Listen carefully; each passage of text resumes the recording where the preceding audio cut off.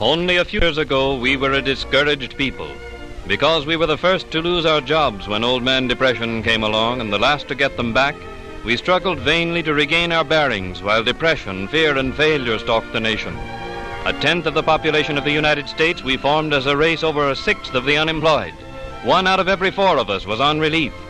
In vain, we sought for something to restore our confidence, our hope, our courage. Without jobs, we had no money. And without money, we could not purchase food for the hungry mouths at home.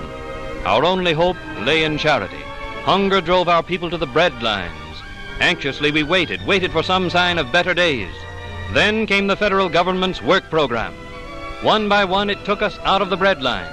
It gave us a new chance to take a normal place in the life of our community. It made us self-supporting.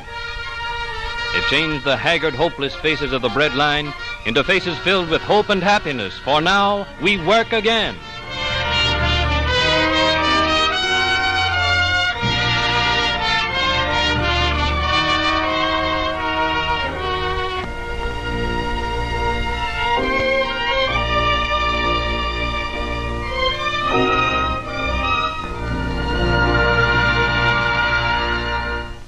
Unskilled laborers, the forgotten men of past generations, now work steadily at decent wages.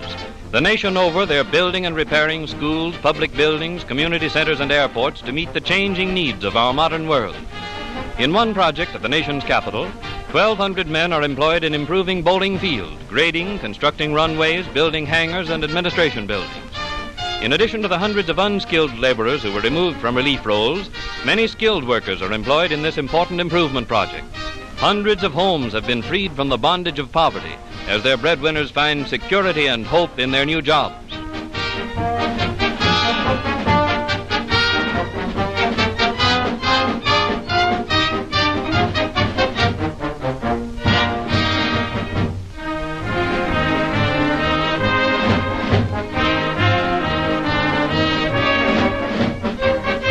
In New York City, a WPA housing demolition project is underway, which will greatly improve the living conditions of families of moderate means.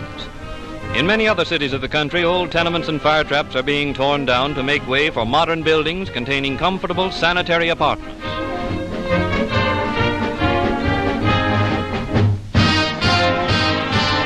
At Colonial Park in Harlem, as in many other congested areas, WPA workers have constructed a huge swimming pool and are now completing a bathhouse which will accommodate 4,100 persons. In this construction project, skilled workers are employed, utilizing the knowledge of their trades gained in the days before depression.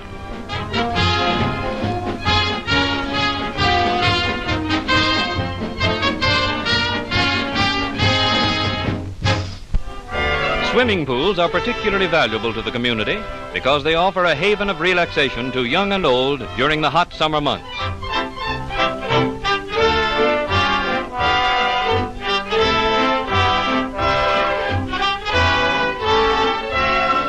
At the same time, swimming pools remove children from the crowded city streets, providing every safeguard to prevent such tragedies as were all too common to the old swimming hole. Typical of the park improvement projects underway all over the country is another feature of the improvement program at Colonial Park. A wading pool has been built by WPA workers in which the youngsters may splash to their heart's content. New additions to the playground area have been made possible by the grading and improvement of parts of the park which were formerly merely decorative. Even the youngest children find plenty of opportunities for play under watchful supervision.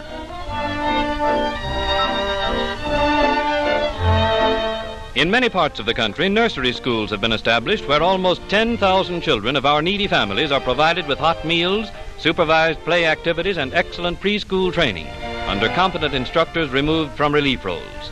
In these projects, employment has been provided for 600 teachers, nurses, dietitians, and cooks.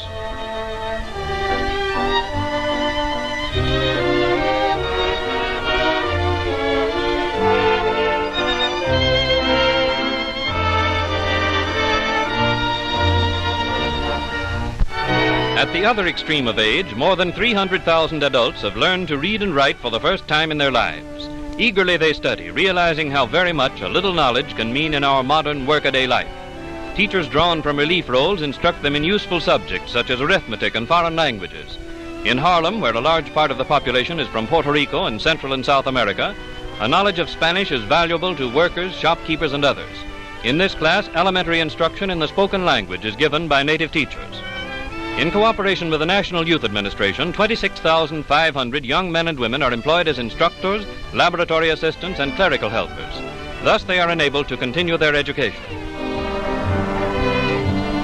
Clerical white-collar workers find employment at filing and checking important records, at typing, and at such unusual occupations as abstracting and filing time-worn land records, so that they may be available for the use of future generations.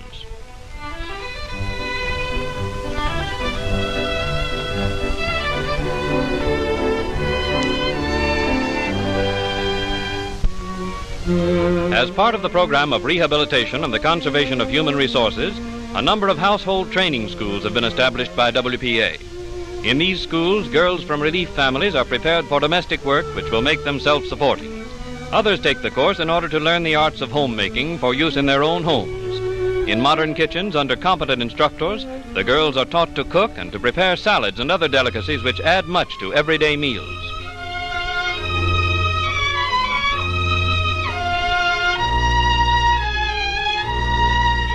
Here's where you may be able to learn something. This is the way the girls are taught to make beds, an art which few have mastered.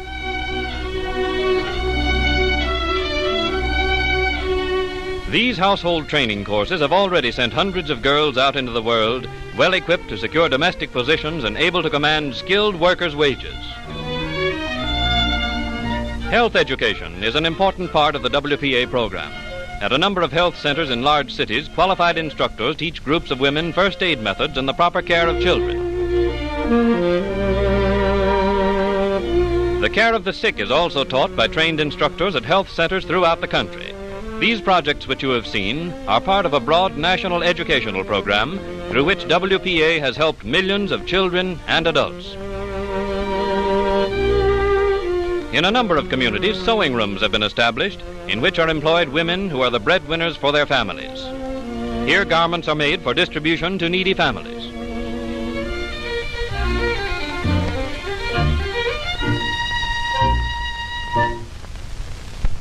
Musicians and singers, too, found employment in orchestral and vocal groups. These art singers, organized and directed by William Lawrence, have successfully presented a great many programs of classical music. In pride of miracles, fields are gay, of birds rich, from which the wood have all things should, with joy begin the spring. La la la, la la la, la la la, la la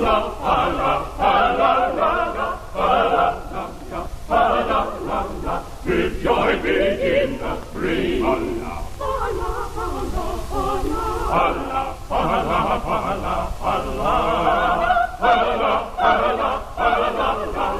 With joy begin the spring. Then, lady, little you appear in beauty light.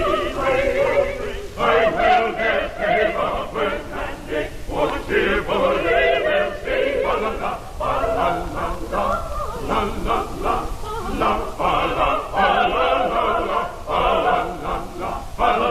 la la, more cheerfully will sing.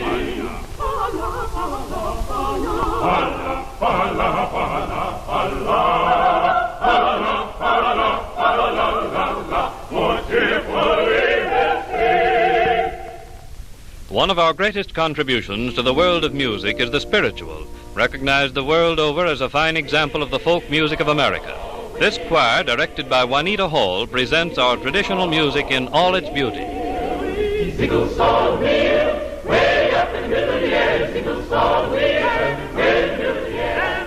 You run my face, and make me run my grace. Go to wheel, little wheel, way in the middle of the air. Sickles all wheel, way up in the middle of the air. Sickles all wheel, way in the middle of the air. You run my face, and make me run my grace. Go to wheel, little wheel, way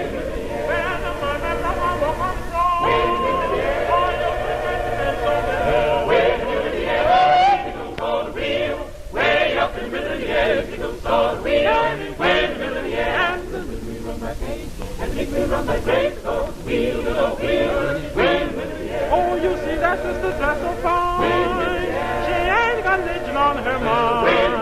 Oh, we single saw the wheel, way up in the middle of the air, single saw the wheel, turning way in the middle of the air, and the little wheel run like grace, and the big wheel run like grace, goes wheeling over here, way in the middle of the air. Oh, you see those little wheels, way up in the air, all the wheels and the way in the middle of the air, all the little wheel and the big wheel, oh, wheel, way in the middle of the air. Oh, you see those little wheels, way up in the middle of the air, all the wheel and the way in the middle of the air, all the little wheel and the big wheel, oh, wheel, way in the middle of the air. Under the Works program, musicians, artists, writers, and actors contribute their share to the cultural development of the community. The Negro Theater Unit of the Federal Theater Project produced a highly successful version of Shakespeare's immortal tragedy Macbeth, which far exceeded its scheduled run in New York and was later sent on a tour of the country. The scene was changed from Scotland to Haiti, but the spirit of Macbeth and every line in the play has remained intact. In this contribution to the American theater and in other projects under the Works program, we have set our feet on the road toward a brighter future. And I care not if thou dost for me as much.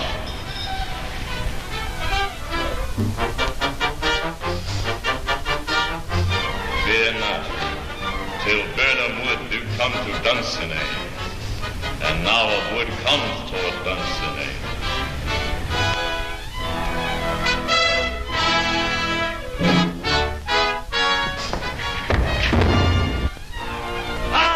Arm and out! There is no flying hence, no tearing here. I begin to be weary of the sun, and wish the estate of the world were now undone. Ring the alarm bell! Low, wind! Come, rack!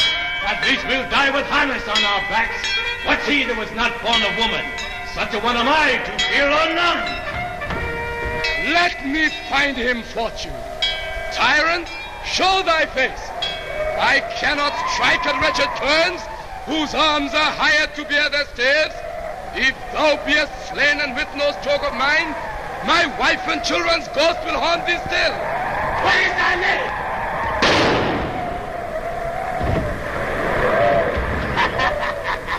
My name's Macbeth. Turn, hellhound, turn! Of all men else I have avoided thee, but get thee back.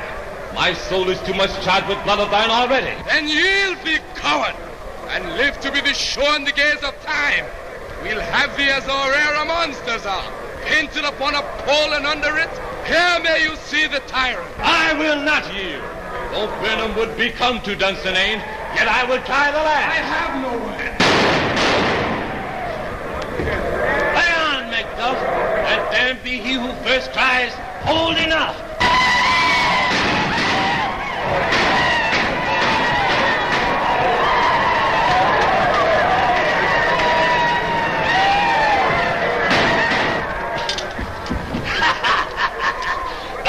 Labor, for I bear a charmed life which must not yield to one of woman born. Spare thy charm, and let the angel whom thou still hast served tell thee Macduff was from his mother's womb untimely ripped. Accursed be the tongue that tells me so. And be these juggling fiends no more believed.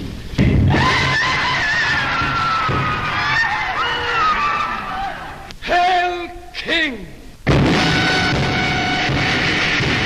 Hail, King! Behold, where stands the usurper's cursed head. The time is free! All hail Malcolm! Peace! The charm!